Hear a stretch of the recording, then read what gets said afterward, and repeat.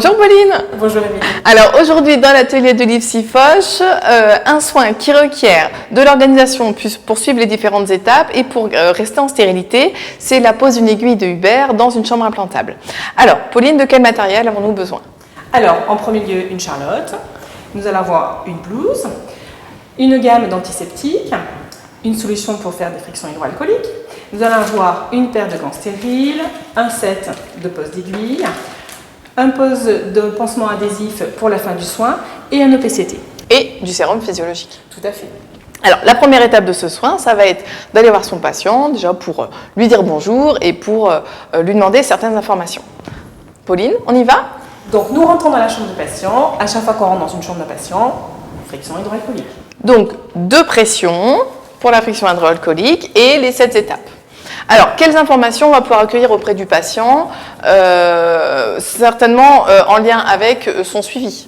Tout à fait. Donc, le patient, lors de la pose de la chambre implantable, lors du bloc opératoire, lui a été remis en fait un guide, un petit carnet où est spécifié la date de la pose, où est spécifié si c'est une chambre avec reflux ou sans reflux, D'accord. ainsi que le numéro de l'eau et le suivi de cette chambre. D'accord. On peut également s'informer auprès du patient de comment se sont passées les dernières chimiothérapies, s'il a eu des douleurs, s'il y a des événements extraordinaires ou pas.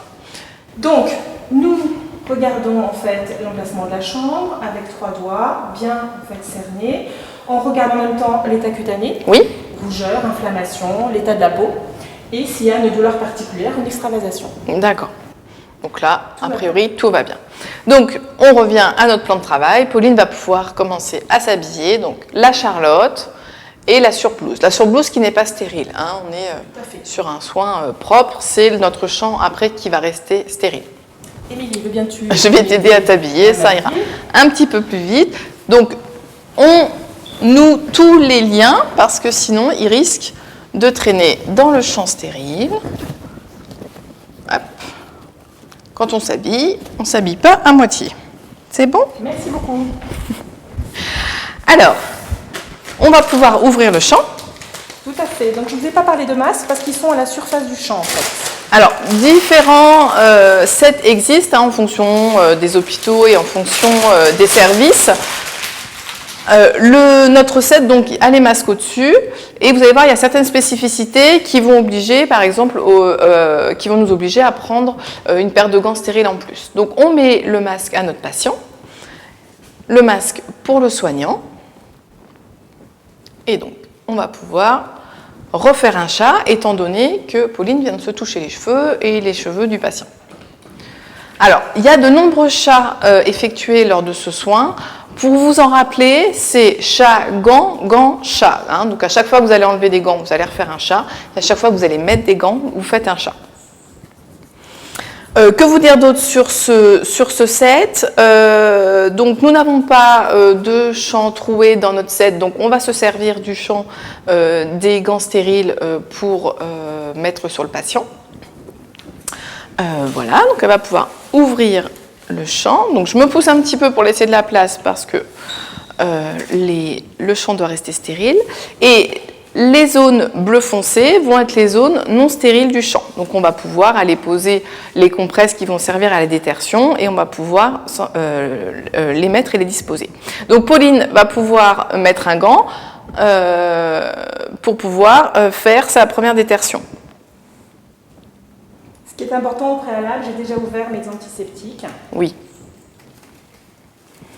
Parce que sinon, vous risquez d'être embêté avec une seule main pour pouvoir ouvrir vos antiseptiques. Alors, ça peut arriver. Voilà. Les gants ne sont pas toujours simples à mettre. Après, voilà. Mettre un deuxième. Il y a un deuxième. Et pour la détertion, vous n'avez besoin que d'un seul gant. Donc nous, en fait, nous sommes obligés de prendre une deuxième paire de gants stériles parce que nous avons les compresses qui sont en dessous les gants stériles. Donc cette paire de gants bleus va nous servir à faire la détertion et la deuxième paire de gants va nous servir à purger le système et à aller mettre la chambre et l'aiguille. Alors, Pauline a un petit peu de mal, mais c'est pas grave. Ça arrive, on se débrouille. Donc elle dispose ses compresses du côté bleu et vous voyez bien, elle garde une main derrière son dos, c'est la main qui va aller au patient. Voilà, elle dispose son matériel. Donc, sur la première compresse, on va avoir un antiseptique qui est un savon antiseptique. Voilà. La deuxième, du sérum physiologique. Pour la deuxième du... Oui. D'accord. Hop. Donc, la deuxième, du sérum physiologique. La troisième qui va servir au séchage. Et la quatrième qui est l'antiseptique alcoolique. Et on prévoit également une compresse supplémentaire d'antiseptique alcoolique pour faire la deuxième détertion. La main qui va au patient ne touche jamais le champ. Donc, c'est la main gantée qui va apporter la compresse à la main non gantée. Voilà, donc on fait attention. Donc là, vu qu'avec les gants, c'est un peu compliqué, voilà. Et la détertion se fait du centre de la chambre vers l'extérieur en escargot. Donc là, on a le savon antiseptique, ensuite le rinçage. Voilà, on fait bien attention. Ensuite, le séchage.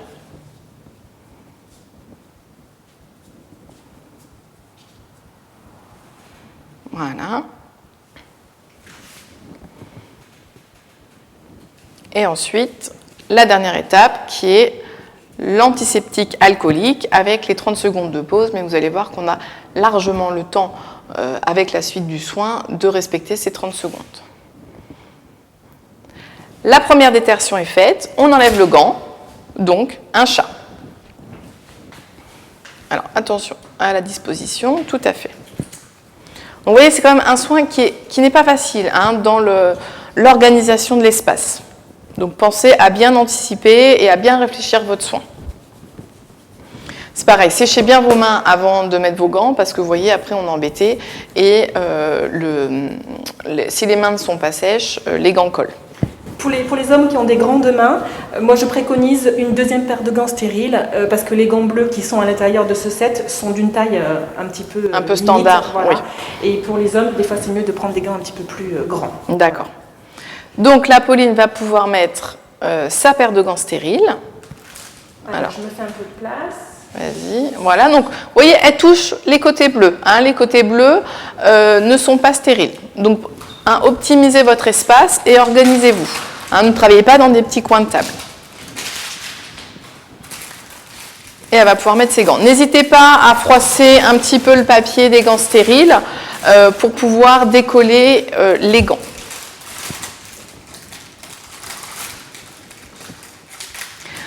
Vu que nous n'avons pas, donc je vous l'ai dit tout à l'heure, de champ troué dans le set, attention à bien conserver votre champ des gants qui va nous servir à poser sur le patient pour pouvoir mettre notre matériel par la suite. Voilà, donc les gants stériles. Donc l'intérieur n'est pas stérile.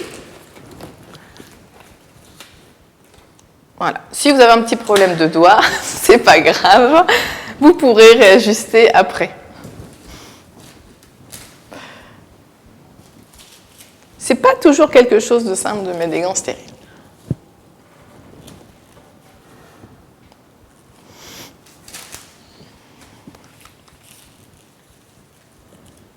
Vous voyez, même quand on a l'habitude et qu'on est une professionnelle expérimentée, il y a des soins qui sont parfois un petit peu compliqués.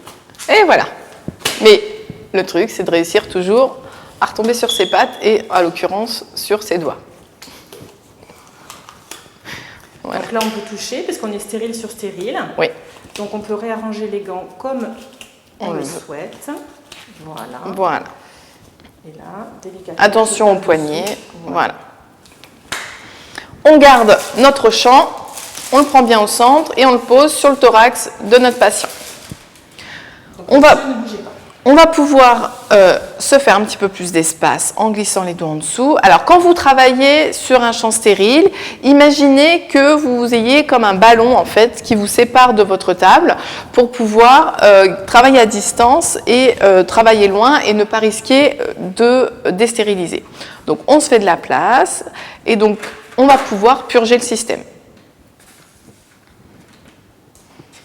Voilà, donc dans le set, il y a des pansements adhésifs qui vont permettre de fixer, du sérum physiologique, une compresse, des seringues et bien sûr l'aiguille de Huber. Donc pour purger, on va prendre les 20 ml de sérum physiologique. Pourquoi on a une seringue de 20 ml? Alors, une seringue de 20 ml, important, parce qu'il peut y avoir, quand on va mettre dans la chambre, une surpression. Le matériel peut se désadapter ou s'abîmer.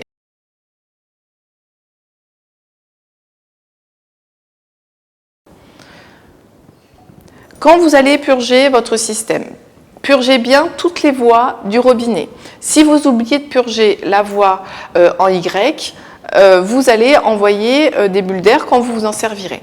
Pensez bien également sur l'aiguille à bien revisser. Le pas de vis, des fois le pas de vis se desserre. Des fois le pas de vis est un peu desserré. Alors essayez de ne pas mettre de l'eau partout, on essaie de travailler proprement. Voilà, quelques petites gouttes, c'est pas bien grave. On peut réutiliser les bouchons qui sont stériles. On a purgé le système, on va pouvoir faire la dernière détertion. Donc, avec, attention, là vous avez les deux mains stériles, mais il y a une main qui va aller au patient. Donc, Pauline, tu es droitière. Tout à fait, donc je pique avec ma main droite. Voilà. Donc la détertion va se faire de la main gauche. Alors, on fait une dernière détertion. Toujours en escargot. Voilà. On va pouvoir prendre notre système avec la main. Attention, la main qui a servi à la détertion ne retourne plus sur le champ stérile. Donc, il faut que vous arriviez avec une main à enlever, voilà, sans toucher. Et donc, vous allez pouvoir vous servir du gant, du champ pour éventuellement poser votre seringue. Avec la main gauche, vous allez prendre à 3 doigts, piquer perpendiculairement à la peau jusqu'à la butée. Vous avez un reflux, ce qui veut dire que la chambre fonctionne. Et vous allez rincer en faisant des pressions, une pulsion, pour pouvoir créer une sorte de tourbillon dans la chambre et pour qu'il n'y ait pas un reflux dans la capsule. Parce qu'il y a un gros risque d'embole et donc que ça parte dans le système du patient. Et de la même manière, on va clamper en pression positive pour éviter qu'il y ait un reflux.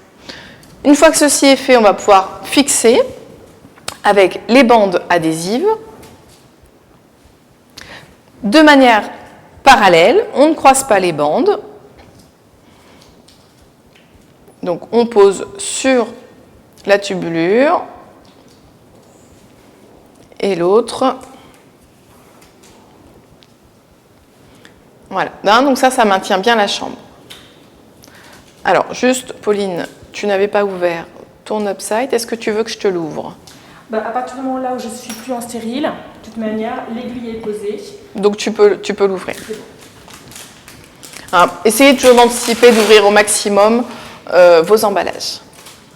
Donc là, on a un pansement adhésif transparent qui va permettre de visualiser le point de ponction et de faire un pansement occlusif.